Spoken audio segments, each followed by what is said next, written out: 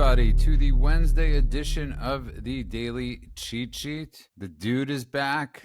Then, of course, we're with Golan Ramraz. I want to discuss something very big today, which is free speech and platforming people, deplatforming people. I've never been a fan of deplatforming people, and I've always thought that people should be able to speak whatever network, whatever platform is available to them, and let people decide if those people are crazy or speaking the truth. But the landscape has changed a lot since I said that 5 to 7 years ago. And Golan, we're in this major conundrum right now of platforming people that are extremely dangerous on both sides. We love to talk about the First Amendment, and it is the most important thing, is free speech. But you're not allowed to scream fire in a movie theater. So at the same time, you have to extrapolate from that what else cannot be screamed that might cause danger to American citizens. And I think this is something that not many people are talking about, but needs to be discussed. I don't disagree. I think that free speech as a concept is actually under siege right now. And I don't mean under siege from the government, which is where it used to be under siege from, which is why we needed the amendment. I think what Elon Musk did with X was a big step in the right direction, because we had seen people being deplatformed if they were saying something that was against the mainstream ideology. But it's become something where now, whether it's in X or outside of X, we are even more than ever before drowning in misinformation. And it's something that is potentially killing people's perspective on reality. I talk to people on a regular basis who, and I'm debating all sorts of things, whether it has to do with politics in the United States, whether it has to do with Israel and Palestine, whether it has to do with technology in general. I'm having these conversations and people come at me with arguments that are 100% manufactured, 100% steeped in fiction, where doing a little bit of research online would completely debunk whatever they're saying. But they look at the information they're getting online as gospel. And so they don't have to double check it. They don't have to go to a third party source. They don't have to get a second opinion. And one of the things that we've seen over the last, let's say 6 months, and probably even more, but 6 months, we've been seeing proof of it, is the number of bots that are being used right now in order to change the narrative. And people are looking at the stuff that's coming out of those bots, again, as if it is truth, as if it is some kind of news source you could, at least in theory, believe in. There was a report just today that Iran used over 240,000 bots posting on X specifically to undermine U.S. support for the war. Now, the way, let's say, Breitbart reports on that, they say a failed effort. But when you look at CNN, they are reporting on some of the very misinformation that those bots were proliferating. So I don't think it was a failed effort. And I think the longer this goes on, and the more we can't tell the difference between this group and this group, as we talked about on a previous show, when Iran had their nuclear sites bombed by the United States, a bunch of, and I'm talking tens of thousands of accounts suddenly went dark all over the internet. That lets you know that whenever you're having a conversation on the internet, it could be a person or it could just be a computer whose job it is to tell you what you want to hear, or change the narrative so that everything that you know disappears completely. And by the way, just I need to correct you, which, because it's even scarier. It was 100 bots that have the ability to put out 240,000 messages. So just think about it. That was 100. Actually, I'll take it even a step further, because you're right. I misspoke. There were 241,712 posts that reached hundreds of millions of people. Okay. That didn't even come from 100 bots. It came from 100 accounts. Okay. That means the number of bots was even less than that. And considering some of these bot farms have thousands of bots, now multiply that by the number of accounts we're talking about, multiply that by the number of posts we're talking about, and multiply that by the number of users that are getting this into their eyeballs, and it becomes really scary. Well said. And Mend, I go to you because a lot of people, listen, you run American Exceptionalism, but you're also one of the best SEO people, computer geeks in the country, if not the world. And this is a serious subject. Why is it so hard to track down these bots? There must be systems that you know of personally that could get rid of these bots immediately. So it leads us to believe that bots could also be good for business. Absolutely. We saw that when Elon bought X. I think the estimates at the time was that 60% of the users were bots, fake accounts. And Twitter was using those numbers to inflate their, their base and the valuation of the company. So this is incumbent upon the companies to shut these things down when a lot of times it's not in their best interest. When there's a bot that gets you enraged, either for or against whatever topic it is that you're interested in, they see that the engagement level goes way up. You spend way more time on the app or on the platform, and that's great for the platforms. So as bad as it is for society, you're seeing that the incentive goes in favor of the platforms. The same thing goes with harmful content. I had a neuroscientist working for us, and she told us that they were being courted by companies like Facebook and Google and Apple, all of them, on what they could do to make their devices and their platforms more addictive. That was the entire point of hiring these brain scientists, bring them on board and figure out how many prompts the app would need to get you to stay on, stay longer, what you would need to see in your feed to stay on and stay longer. And those are all the metrics that these companies value themselves by. So as bad as it is for society, it's great for these companies, and it's a disincentive for them to stop doing it. And there's nothing the government could do about it. There's no amount of censorship that could do anything about it. The best solution so far is what Musk did with community notes on X. And it just lets people see the truth for what it is. See, that's actually a really good point, because when you look at it, podcasts don't have it, right? Legacy media doesn't have it, right? That was the whole point in having an ombudsman like Brian Stelter, right? Was that he could factually correct at the end of a show, like you often will do on a YouTube video when I make one of my many mistakes. Go on. This is non-existent, and it's extremely dangerous. And I don't know what the disinfectant is. Just for people to understand, people were being shut down. People like me on YouTube and many other people for questioning the science and questioning the elections. We're not talking about free speech in that regard. I'm not. But there has to be some sort of disinfectant, as men brought up, community note type thing on a whole slew of things. I actually am frightened out of my mind at community notes. And there was a moment when it first started, and I thought, all right, here we go. I really liked that X was doing it. And then other people, Facebook started doing it and all of that.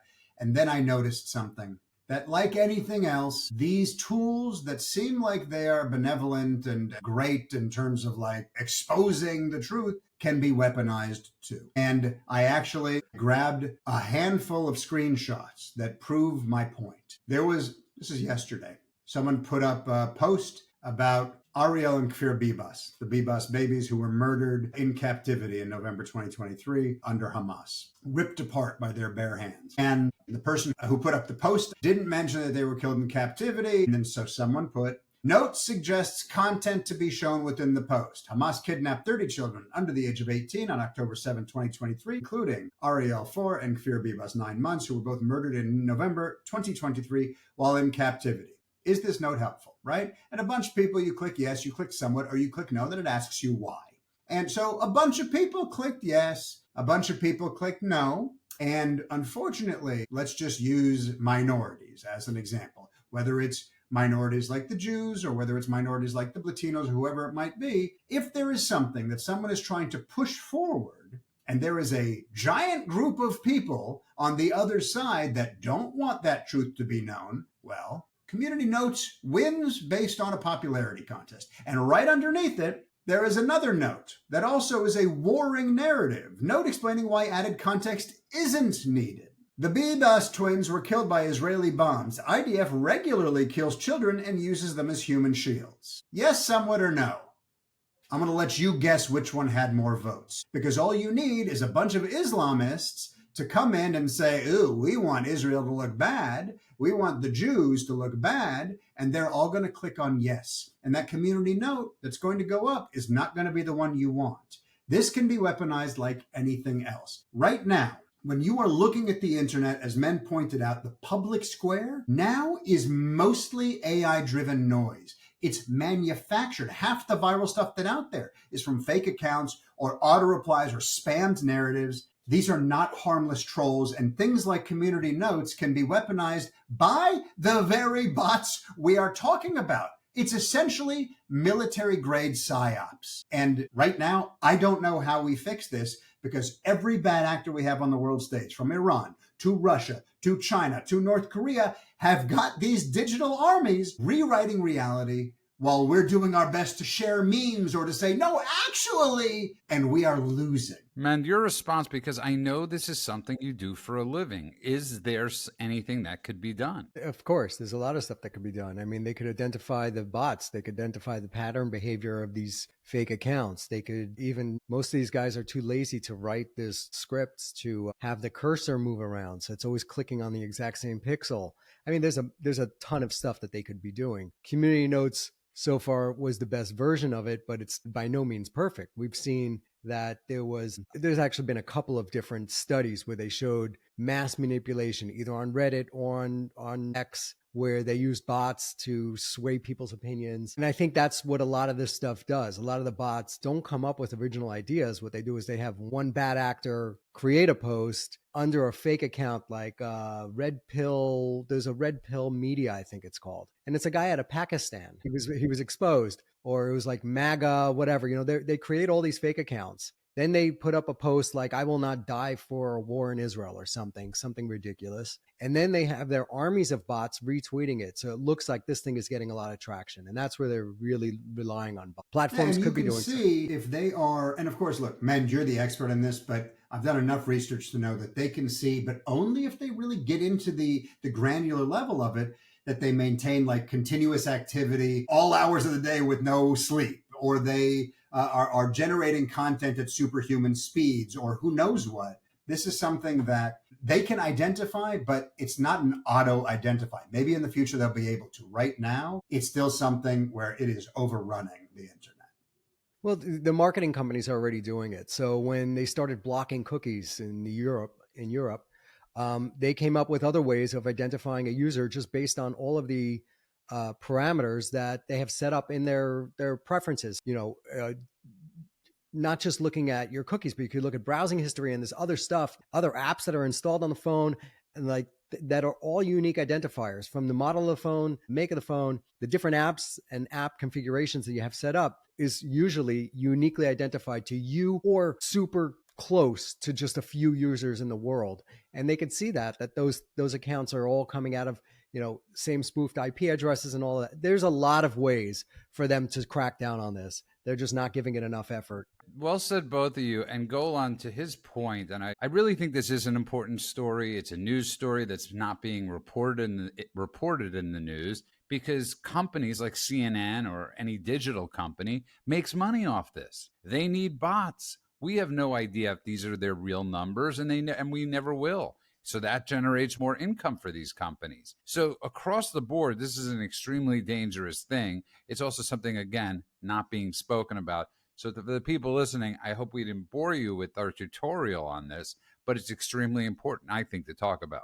You know, it's interesting, actually, that you mentioned that, because there was an article I read not long ago talking specifically about how traditional media uses bots, but don't call it that. They don't have bot farms. They have audience development groups, and they are the same thing. I don't remember all the details of the article that I read, but they talked about how now when an article goes out from the New York Times, for instance, it can go out to 15 different places, all with different headlines, with different order of paragraphs, to see what is generating the most likes, what is generating the most rage, what is generating the most responses. And then you might look at something and be like, that headline does not match the article. Then you go show your wife, and by the time she turns around, it's a different headline, because they're realizing and changing these things on a regular basis, whatever the algorithm is going to tell them, to get more clicks, to get more ad dollars. So this is a very real thing. Headlines are written now to bait outrage, and the bots are the ones who are often rewriting the headlines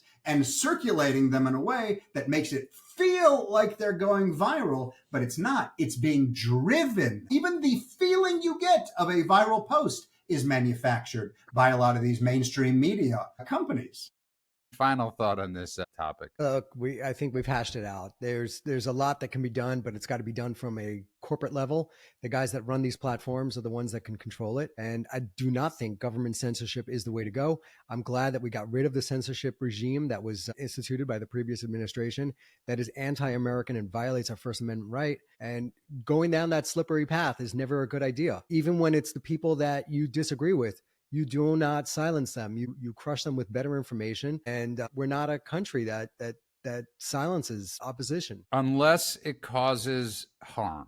Okay, so we do witness, listen, Mend, look at Sweden. Who right? gets to decide what causes harm? Well, I would say that if you're on TikTok spreading or one of these sites telling everybody, you're talking about a psyop from a foreign country against our youth. That's a psyop. No, that's not what I was even saying. You didn't let me finish. Can you let me finish for a second? I'm simply referring to when 150 girls get pricked by a needle at a music festival because this was an online rage thing to do that threatens a society at that point. You can't say that putting something like that out, or 12-year-old kids suffocating themselves with a game that they watched on TikTok and having at least 25 kids die in this country because of that. There is a danger at a certain point to that free speech where people are dying. I don't have children. No horse in this race. None of the things you said are speech. That's not speech. You're talking about attacks. That's terrorism.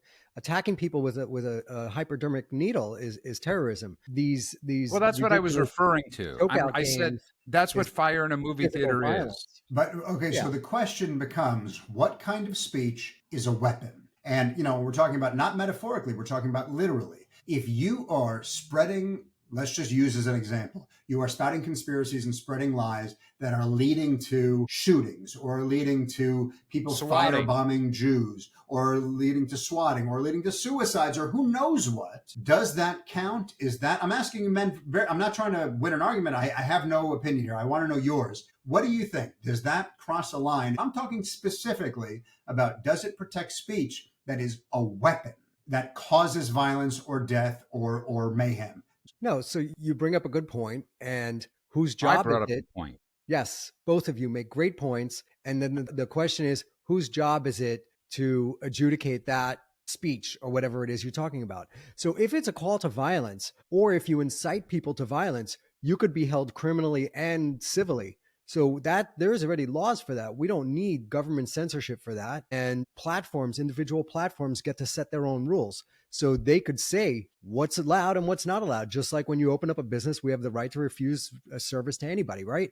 So these platforms could make their own rules and do that. They're just not doing it. TikTok's not doing it because they actually want to see Americans dead. They want to incite chaos and violence and death and destruction and addiction, all of that in this country, while the Chinese TikTok is all about math and science, and their heroes are the smartest and brightest. And over here, it's the ones who could shake their booty the fastest. So TikTok is a psyop. It's a different thing. And I think it should be shut down, or it should be purchased by a US company and converted into something that's not as destructive as it is. But as far as government censorship, you're talking about government censorship. Government censorship of words does not fly, even if it's the words that you don't like. Now, if it's someone calling for swatting of people's houses, or if it's someone posting your address and doxing you so that you get swatted, those people could be held liable civilly and criminally. But you can't just make a rule that says we need a board that will be there and they will be censoring Americans. That's the slippery slope. That's where you go off the rails. Because next thing you know, you have Biden administration and their insane Wojciechowski woman, or whatever her name was, who was the head of censorship. And she was just a lunatic who did not believe in free speech and who was silencing Americans. And they made a whole regime out of it. And they censored or pressured all of the major tech companies to do that for them on their behalf. So no, you have to have a hard no. The problem is that I want to argue both sides of this equation, right? Because I agree with you. I don't trust truth czars or whatever they call it. I don't want there to be that censorship. The danger of letting any authority define truth is absolutely real. So on one side of the equation, I absolutely agree with you. We can't do it because, let's say right now we have someone, if it's governmental, we have someone in office that actually uses their cerebral cortex and their morality, and wonderful, this is great. But then the other side gets into office, and then they're going to do the same thing, and they're going to weaponize it in the other direction. We know this. So I don't know what to say, because no one wants the government telling us what is and isn't real. I want to tell you what the solution is, because I want to wrap this up. The solution is what If you've got the solution, I'd love Yeah, to. Love no. it. Trudeau's got the solution. No, the solution is what we're doing. The solution is actually talking about this stuff.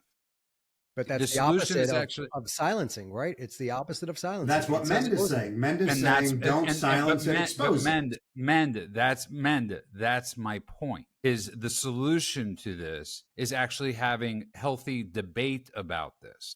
Agreed. Is 3 people, 100 people, 1,000 people discussing this, because then that group might become bigger than the insanity that they're reading or they're watching on video. So that's my hope. I am never for shutting down Theo Von because I think he's a dope, or Tucker Carlson or anybody else. I've always said, put these people on the air. Let us know what they're thinking. Judah, I want to know your opinion on this. Yeah, I know please. we're going to move on, but I need to ask. I love the idea of don't silence it, expose it. Great in theory. But sometimes by the time you expose it, the bomb has already gone off. Let's use as the example every number of times that Israel, now over the last 2 weeks, has been accused of shooting random Gazans who are just standing in line for aid. We know it's not happening.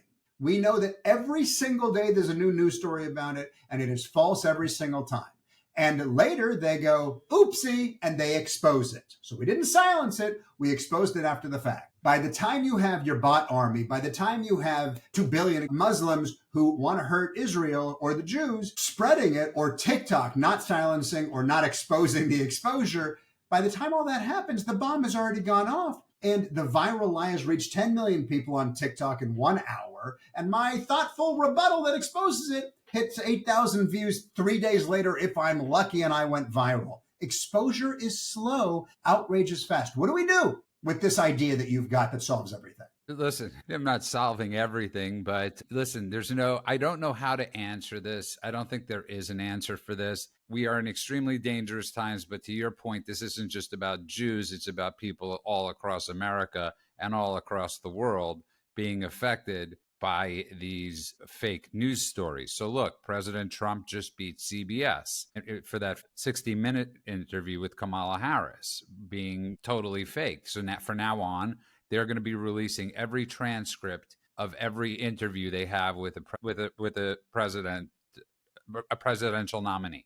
So that's a good start. I encourage other people to do the same thing. When I said I have the solution, I didn't mean I have the worldwide solution. I meant I have a solution that works for people in America, especially to get back to debate.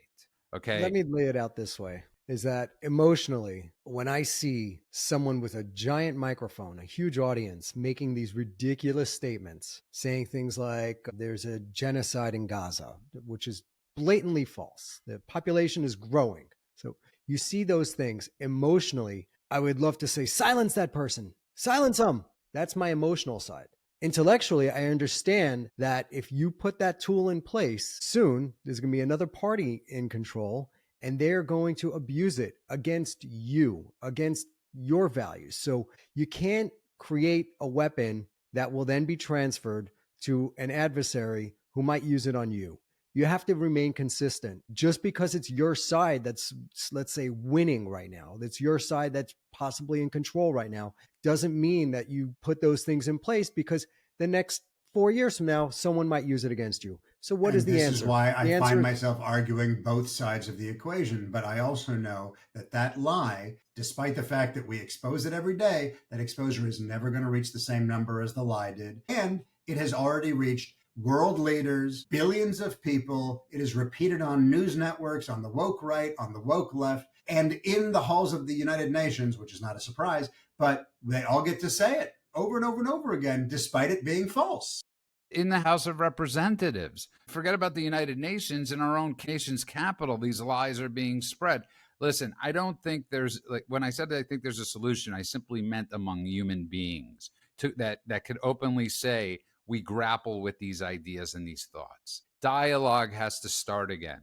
And you're right. Once something's out of the bag, there's no taking it back. We can't control the narrative that's already been set. And obviously, it seems to be set against a certain demographic or a certain race of people, which tend to be Jews, which is everything you're bringing. I want to say one more thing about this, which is right now, and this is really important for everybody to know, actually. I just learned this myself, is that right now AI has been taking over almost every aspect of our lives. And AI as a concept, where you're asking a question and it's giving you an answer based on all the research it's doing, scraping the internet, does not mean that it's giving you the truth. Beyond the fact that it has these delusional kind of hallucinations, it's actually what they call it, hallucinations, where it gives you fake information until you call it out and it's like, all right, you got me, I made that part up. Beyond that, the sources that are being used as authorities within AI searches are also consistently skewing in the direction of misinformation.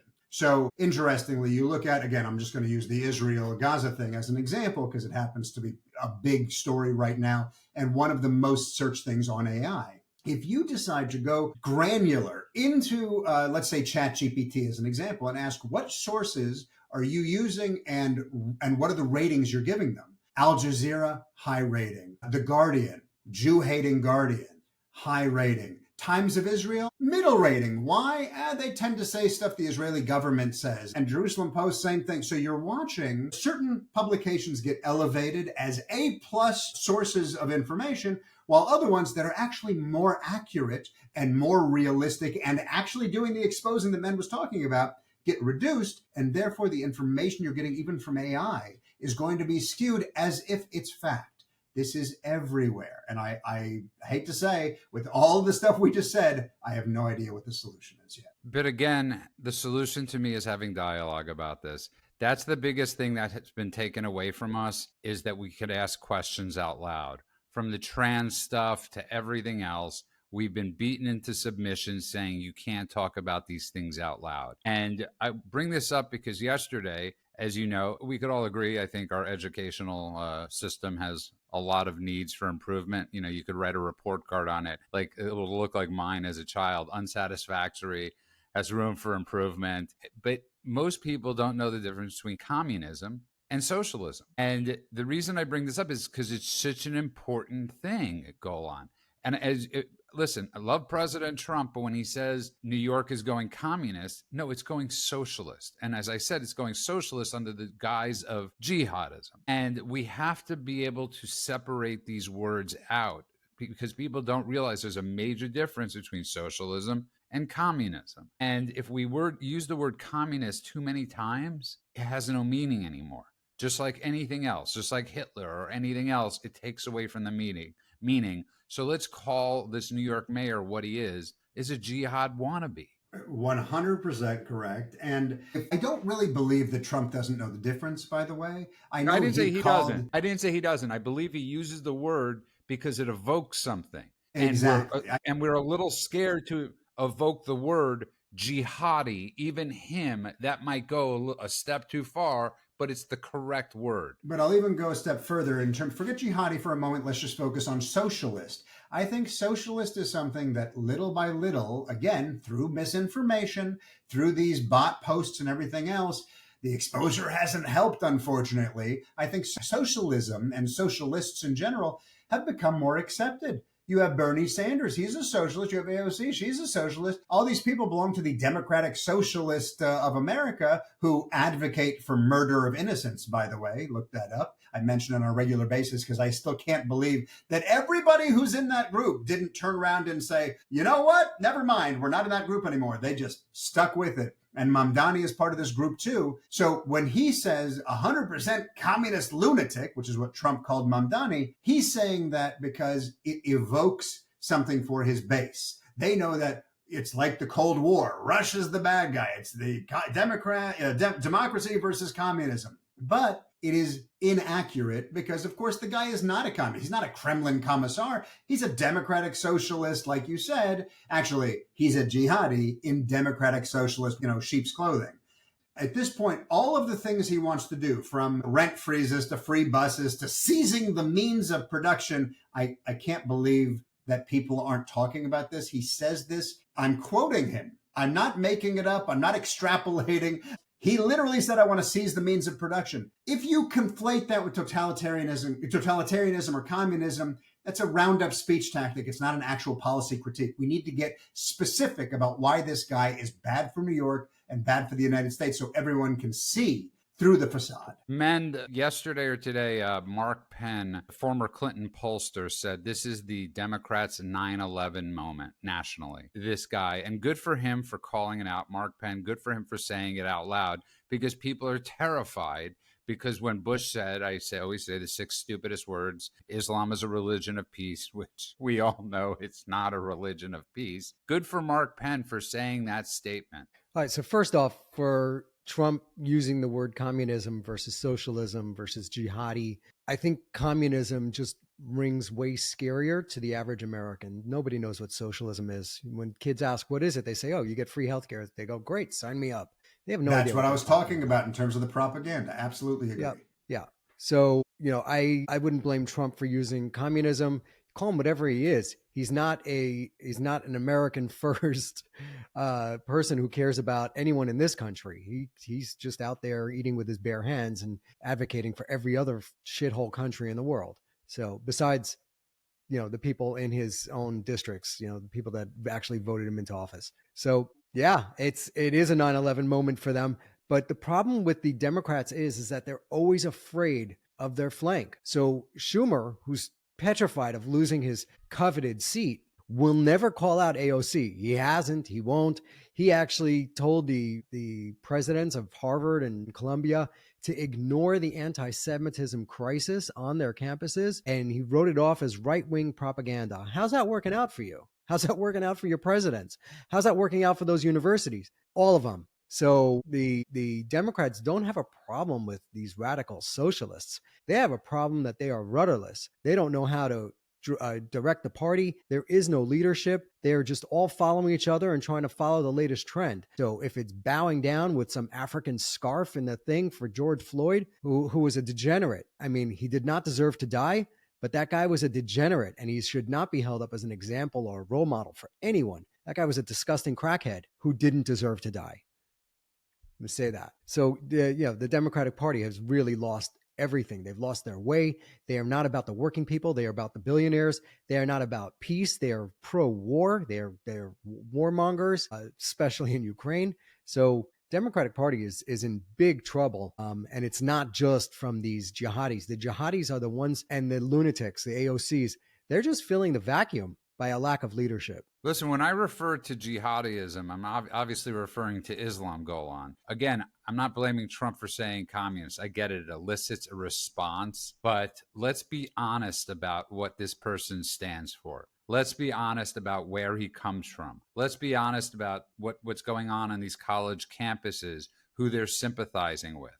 They're not sympathizing with Putin like Tucker Carlson is. Okay? They're sympathizing with mass genocidal people. Yeah, and we don't even have to get all complicated with what this guy is. He marched through the streets of New York chanting "Globalize the Intifada," and that means blow up school buses, blow up city buses, kill innocent kids in a pizza shop. That's what the Intifada is, and he wanted to bring it to New York. And now he's running for the mayor of New York. And that's my point to you. And that's my point. Stop with the conservative. Call him a radical Islamic jihadist, whatever you want to call it. That, to me, has a little bit more effect, or is far more truthful as to what he is under the guise of him being a socialist. That's all a scam, man, and you know that. This whole giveaway crap for free is nothing. Agreed. Okay. By the way, that turned out to be a mistake, right? He misread a thing on the government website, thinking that there's $150 million in some sort of reserve fund that he's going to use to create these stores. And it was actually just a typo. His whole economic plan is based on a sloppy read of a website that had a typo. There is no economic plan. There never was. All of this has been a lie. All of this has been a psyop. All of this has been a way of manipulating people, period. It's the same thing. Judah, you have brought up the religion of peace phrase, or that Bush said it was a religion of peace. This phrase, which is really important because people hear it and they've heard it enough times, that thing of you repeat the lie enough times it becomes truth.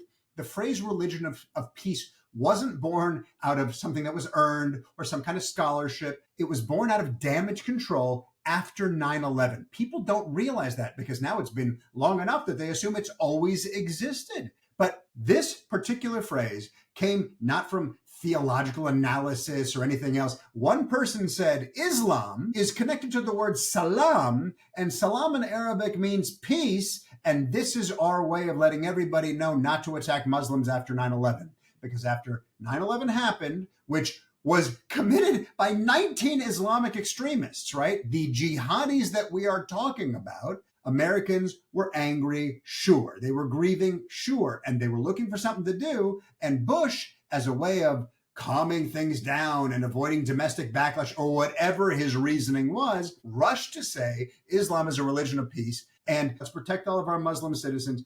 I don't care what the reason behind it was. It was never truth. It was about calming people down. It was about making sure the West didn't start seeing everybody as someone to attack. I know there were Sikhs, for instance, that were attacked after 9/11. Sure, people went overboard. But to make a blanket statement like that, when you are talking about a group of people that have been not only not a religion of peace, they have been a religion of hate. These are the people that bomb buses, that fly planes into buildings, that throw gay people off of rooftops, that stab Jews in the streets and non-Jews in the streets. And we're not talking about 900 years ago like the Crusades. We're talking about all this century. In fact, half of it was this month. So no, all of that can be rejected, all the way down to all of the proposals that Mamdani is bringing to the table right now. Everything that he is saying, all the smiling he does, all the Instagramming with trans activists and all the rest, this is all a means of getting into office because we see who he really is. We see what he really is, his background, his parents, everything he's ever done, his SJP involvement, him saying globalize the Antifada. He can lie about it, but at the end of the day, everyone's going to suffer if this guy gets into a position of real power. Okay, I want to move on. We're witnessing something now in the alt media, which is like the canceled love boat go on. It's the horseshoe, right? Where it's all the people that have been canceled by mainstream media are ending up on each other's platforms and shows. And I'm watching Dinesh D'Souza, who I like, who I think did a lot of great stuff, debating Alex Jones and Nick Fuentes. And that's why I say it's like a canceled love boat. And it goes to show you about the finances, the financial needs that people have. Everybody put all their finances into one boat, and that's into the boat of politics, the boat of influencing. And as the money has dried up, this is where they're stuck and left with. And it's sort of an embarrassment. Yeah, I agree with you. And I think it's something, it's funny, you call it the canceled love boat. I call this the Dancing with the Stars effect. You know, all these people that need a paycheck, and you've got the one guy who hasn't worked since Beverly Hills 90210, and Sean Spicer's there, and some random canceled person, and one member of New Kids on the Block, and all these people, you're like, you were someone once. They all suddenly show up on these shows because they know they can manipulate them, because they're desperate to get into the public eye again. They're desperate to get a paycheck again. That's essentially what we have here. The fact that, let's use Glenn Greenwald showing up on Candace Owens, for instance, or Russell Brand talking to Tucker Carlson, or who knows what. All of these people, what's the one we saw recently? Marjorie Taylor Greene talking to Chunky over on, what's his dumbass group? The Young Turks. The Young Turks, right? Chunky on the Young Turks. Nothing young about them. Nothing, yeah. They should be called the Sweaty Turks. Man, do you know it's a good analogy? If, God willing, we're still doing this in 10 years, we'll have changed the baby picture by then. We'll have progressed a little bit. We're not going to just be the Simpsons, always looking the same. We will have rebranded ourselves just a little bit. But go on. I think it's 100% true is that you're watching people who have a desperation to stay relevant or a desperation to keep getting that paycheck wherever it happens to be coming from. I just watched an entire episode, and I am dumber for it, of Glenn Greenwald on Triggernometry. Did you guys watch that episode? No. It is one of the most incredible things I've ever seen in my entire life, because every single thing that Glenn Greenwald said, and I've listened to Glenn Greenwald speak prior to him suddenly becoming this anti-Jewish, anti-American advocate, and he doesn't always sound like a dumbass idiot. Every single thing he said on Triggernometry was cringe, embarrassing, clearly lying, clearly false, clearly desperately trying to answer things in a way that his handlers would like. It was unbelievable. And watching the guys on Triggernometry, Mend has mentioned them before, who are just clever dudes listening and subtly asking questions. You know, podcasters, they're just asking questions and just destroying this guy one brick at a time, as he is clearly just, no, whatever the Kremlin needs me to say, whatever the jihadis need me to say, just come on, keep sending me money in Brazil where I live. It was unbelievable. Here's what they do over and over and over again. It's the easiest thing to spot. They will make up the most elaborate excuses for our enemies while ignoring the most obvious reasons by our allies. An example would be, why does Iran need to enrich uranium to 60% if they're not trying to make a bomb? You only need 2.5 to 3%. So why are they going to 60? The logical answer is because they're trying to bridge that gap and get as close to the breakout point. Because from 0 to 60 takes 90% of the effort.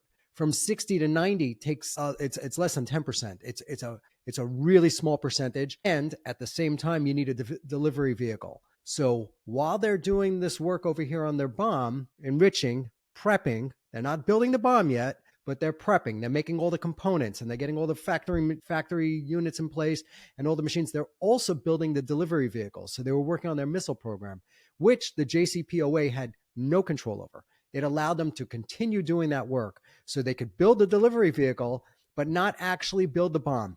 They could enrich to 60%, but not actually go to the 90, which only takes about 2 weeks once you're at 60%. And then, they need to fashion it into a bomb, attach it to a missile. The missile program they were working on. So the obvious answer, why does Iran need 60% uranium, is to build a bomb. That is the obvious answer. These guys say, no, that's not what they were doing. They were getting really close to the bomb so that they have something to bargain with when they come back to the table and they want to bargain. I mean, that is the biggest stretch. Or they will say that, Israel, whatever, dropped bombs on this little village and it killed this guy's family. The guy happened to be a Hamas commander. But his innocent kids, would you want someone dropping a bomb on your innocent? Of course not. But I'm not out there making bombs and killing kids on a daily basis. That's not my job. I don't do that. That's why I don't fear of a rocket or missile or bomb coming through my roof, taking me out. But these guys always just run cover, and it's the most elaborate excuse for the other side and the most crappy reasons for our allies, right? It's always, that's how it goes. By the way, it's funny, you didn't see the episode. You are saying all of the things that Glenn Greenwald was saying. Like you saying, can you believe they say this ridiculous stuff? Literally, you are quoting the guy. He did all of it. He was defending Iran enriching uranium as a rational diplomatic strategy. He was talking about them doing that as leverage. Every single thing you're talking about as, can you believe how retarded these people are, is what he was saying on that show. Copy paste. And the other thing they love doing is they love quoting some obscure Israeli official saying, he said we want to flatten Gaza. But they'll never quote the leaders of the other countries, like the Palestinian Authority leader, the guy who ran Hamas, and what they said about how they want to annihilate all Jews and all Christians everywhere. Like, no, that they won't bring up. You mean what Iran chants every morning? Yeah, death to America, death, like all of it. Oh, no, we don't really mean that. To your point, I wouldn't recognize Nick Fuentes from Nick the plumber. I honestly wouldn't. And his theory was it's because Israel bombed something that they needed to start enriching at a faster pace. And it's all ludicrous. And Golan, this goes back to the Douglas Murray interview with Joe Rogan, when I think so much of the way we view certain things really started to change, because I think everybody could acknowledge Joe Rogan is the biggest podcaster in the world. I don't think there's any question about that. Is he have a bigger audience than we do? Yeah, just by a bit. But the point is, it all started with Rogan and legitimizing people like Dave Smith and scoffing at people like Douglas Murray. And there's really got to be a healthy ground of who we trust and who we don't trust. No, we don't trust a broke down comic. Okay, that should just be a rule. Okay, you're not getting stock tips from your taxi driver. My point, Golan, is we have to start re-looking at who we trust and who the experts are. Yeah, but the problem is when we think about experts today, sure, let's not trust Dave Smith. Let's not trust Joe Rogan. Let's not trust the comics, the broke down comics, or even the successful comics, because they're effing comics. But how about someone like CNN, right? CNN, we just had Erin Burnett, who is a reporter on CNN, who just gave this week, had a whole speech about how she was in Iran and she was amongst the protesters in Tehran as they were all chanting death to America. And I quote, they seemed really friendly. This didn't seem like they meant death to America. It meant something else to them. It was something they just chanted as a regular chant. But they actually, when I introduced myself as an American, I felt safe. I felt everything was great. I felt like, what is she talking about? These are the authorities? Who are the experts? Who are we supposed to trust? Sure, I know not to trust the taxi driver, and I know not to trust the comic, but I'm also not allowed to trust the media, and I'm also not allowed to trust social media because of the bots and because of all the people messing with community notes. And I'm also, basically, I can trust you guys. Who else am I supposed to trust? Listen, you raise a great question, and I think this is the question going forward is who do we trust? You know, in the changing landscape where anybody can go viral, it's not about the person's track record or history. I mean, look at the guy who wrote From Beirut to Jerusalem, Thomas Friedman. He's supposed to be an expert. He used to have pretty good takes. Now he's a cesspool on his columns. I don't think, beating up on a guy for being a comic is the right take. You beat up on them for getting it wrong. Joe Rogan built up his audience because he was a great listener. He was curious. And he generally got it right. On this thing, boy, is he getting it wrong. Why? What's going on there? I know there's a little Podbro crew. They all have this insane anti-Israel view. Anything that's done there is Israel's fault. It was just a blanket statement. Anyone that gets killed in that region, it's Israel's fault.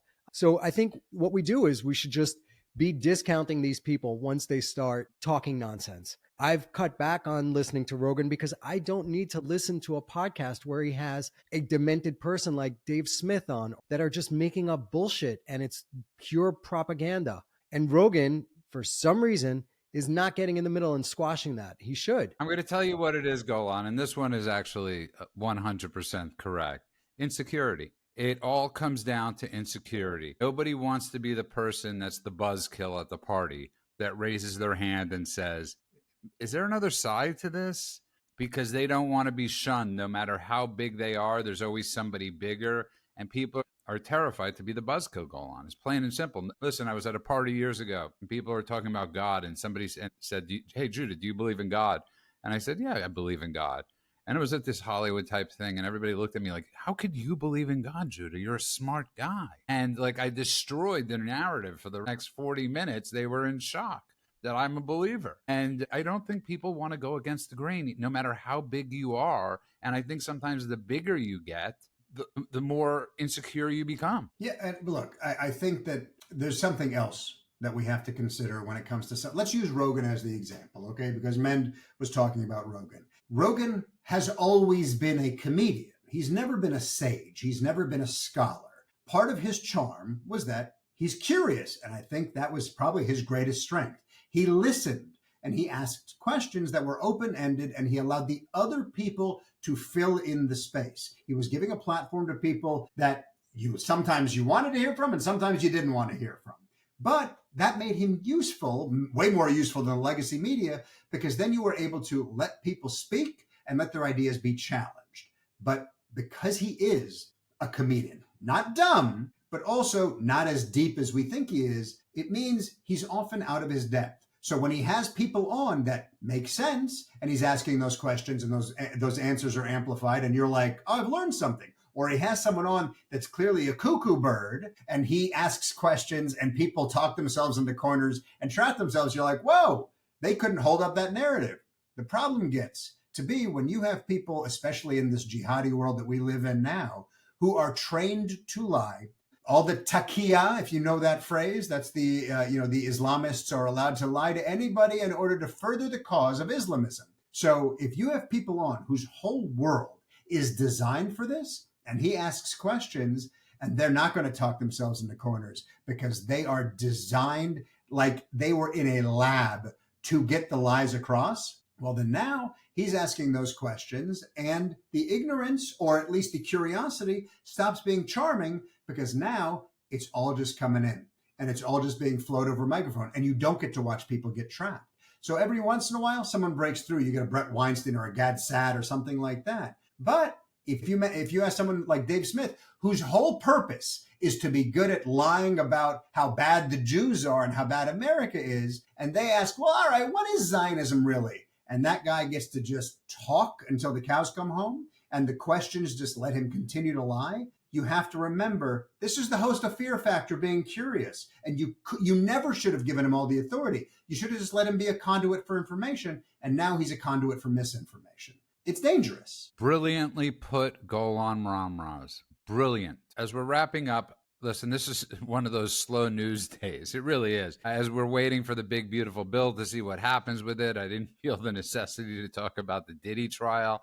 I really just wanted to get into what I think should be news stories that aren't news stories, because the people that we're talking about are culpable. And they're the ones that are supposed to be reporting on these news stories. And I just find it fascinating. It's been an amazing week for President Trump. He's had one of the best weeks. And Golan, you brought up yesterday, the worst first 100 days, these idiots. This has been probably the best week of any presidency in my lifetime, especially if this big, beautiful bill gets passed. I mean, it's been a stroke of genius, and nobody's talking about it. And not enough people are talking about it. And to all the naysayers, the market hasn't crashed. It's not 1928. And we're not in World War III.